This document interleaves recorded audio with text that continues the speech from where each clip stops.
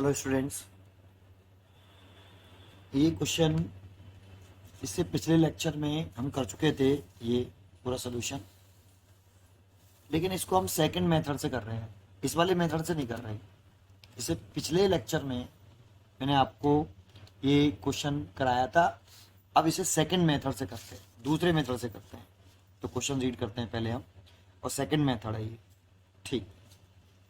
If energy E and velocity V and time T are chosen as fundamental quantity, ठीक, the dimension formula of surface tension will be. देखो, वैसे तो मैं surface tension का dimension formula जानता हूँ। Surface tension का जो डायमेंशन फॉर्मूला है एस का, वो होता है एम टी माइनस के टू। और ये निकाला है मैंने बेसिक फॉर्मूले, surface tension is equal to force upon length से। और फोर्स का होता है एम एल टी माइनस के टू, और लेंथ का होता है एल, एल से एल कैंसिल, तो एम टी माइनस के टू। बट ये तब होता है जब हम जो 7 क्वांटिटियाँ होती हैं फंडामेंटल स्टैंडर्ड वाली, mass, length, time, temperature, current, luminous intensity and amount substance, इस 7 क्वांटिटियों को जो हम फंडामेंटल मानते हैं, तब सरफेस टेंशन का डायमेंशन ये होता है। बट यहाँ इस क्वेश्चन में कहा गया कि एनर्जी को फंडामेंटल मान लो, वेलोसिटी को और टाइम को क्या कर लो, फंडामेंटल क्वांटिटी कंसिडर कर लो, तब डायमेंशन फॉर्मूला होता है सरफेस टेंशन का। दैट मीन्स इसके टर्म में। चलो ठीक है, एक काम तो आप ये कर लीजिए, अब एनर्जी को लिख लीजिए। एनर्जी का डायमेंशन फॉर्मूला ई लिख लीजिए यहाँ, इसका डायमेंशन फॉर्मूला लिख लीजिए कितना, M L square T minus के टू। ठीक। वेलोसिटी को भी लिख लीजिए ऐसे करके, नहीं, स्क्वायर ब्रैकेट में एल टी माइनस वन।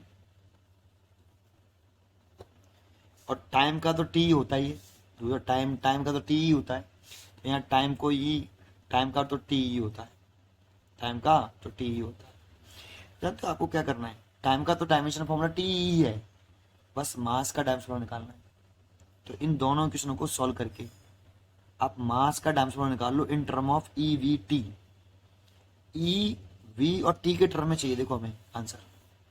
तो आप टाइम का तो टाइम दिया ही है, यहाँ पर टाइम को तो फंडामेंटल कंसिडर किया ही है, केवल आप यहाँ से किसकी निकालो डायमेंशन, मास की। मास की क्यों ओनली, क्योंकि मास चाहिए। देखो एम, मैं सरफेस टेंशन का डायमेंशन निकालना चाहता हूँ, मास की वैल्यू यहाँ पुट कर दूंगा, टी का तो टी है ही है। तो इन दोनों क्वेश्चनों को सॉल्व करके एम का निकालें। कैसे निकालें, तो सबसे पहले एल का निकालें। एल का निकाल लो बेटा यहाँ से, तो एल का निकालें, इस जगह से एल का निकालो। एल का निकालेंगे तो V is equal to L निकालना है, और इस टी माइनस वन को नीचे ले आओ तो प्लस टी हो जाएगा, और इसके तो ले आओ तो एल की वैल्यू आ जाएगी कितनी, वी टी। क्योंकि अब वेलोसिटी को फंडामेंटल मान लिया ना बेटा, तो लेंथ फंडामेंटल नहीं रही अब, क्योंकि length depends on V and T. V is fundamental, जो एक दूसरे से इंडिपेंडेंट होती हैं, ये कंसेप्ट है इसमें। भाई फंडामेंटल क्वांटिटी कौन सी होती है, जो अदर क्वांटिटी पे डिपेंड नहीं करती, उनको फंडामेंटल क्वांटिटी कंसिडर करते हैं। तो जो सीजीपीएम एक ऑर्गेनाइजेशन है इंटरनेशनल, उसने 7 फंडामेंटल क्वांटिटी कंसिडर कर ली थी, लेकिन ऐसा थोड़ी कि वही कंसिडर कर सकते हैं। हमने अगर वेलोसिटी को फंडामेंटल मान लिया और टाइम को फंडामेंटल मान लिया, तो लेंथ अब फंडामेंटल नहीं रही, वो लेंथ अब वेलोसिटी और टाइम दोनों पर डिपेंड कर रही है, डेराइव्ड हो गई। ठीक, ये कंसेप्ट है। एल का निकाल लिया, अब एल का यहाँ पुट करके हम मास का निकाल लेते हैं। तो फर्स्ट सेकेंड इक्वेशन से देखें तो E is equal to M, तो ये एम सेपरेट कर लें एम को, और एल स्क्वायर, एल स्क्वायर का ये लिखते हैं तो V square and T square, और टाइम का तो टी माइनस के टू है ही है।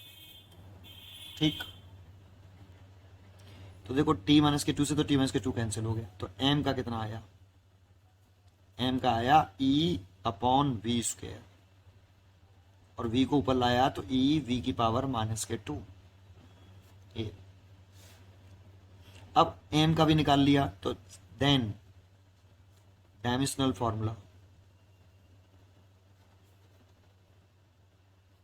ऑफ सरफेस टेंशन S बराबर क्या था, एम टी माइनस के टू। अब m का निकाला है वो ये रहा, पुट कर दो m की जगह पर ई वी माइनस के टू, और t को यहाँ पे भी इस क्वेश्चन में भी टी को फंडामेंटली माना गया है, इसलिए नहीं निकाला। अगर टी को यहाँ पे फंडामेंटल नहीं मानता तो टी का भी निकालना पड़ता, इसलिए टी।